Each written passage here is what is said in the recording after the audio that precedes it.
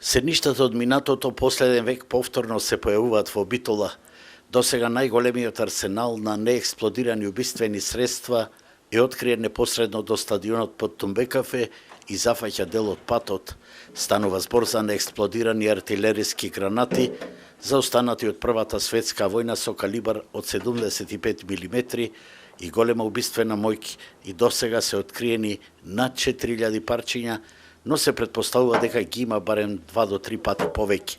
Екипа на пиротехничари 6 дена неуморно работат, соочувајќи се со опасностите на оваа опасна професија. До сега имаме изваено 4500 гранати и наши проценки се дека ќе има над 10.000 или тие 4500 гранати значат 32 тони. Ова не е прв пат со толкова количина да се соочуваме. Имавме пред 10 години во Новаци, на едно место, 470 гранати, по правило наѓаме по 1, 2, 10, 15 и така натаму. Никогаш ова не се случило, ниту во Македонија. Очекуваме бројка, значи од 10.000 до оној дел до каде што го гледаме.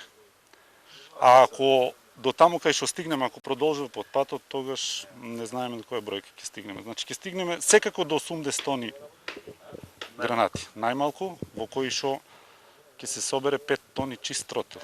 Гранатите времено се сместуваат во складиштето на Дирекцијата за заштита и спасување, а по завршувањето на акцијата ќе бидат транспортирани и уништени на полигонот кај Криволак.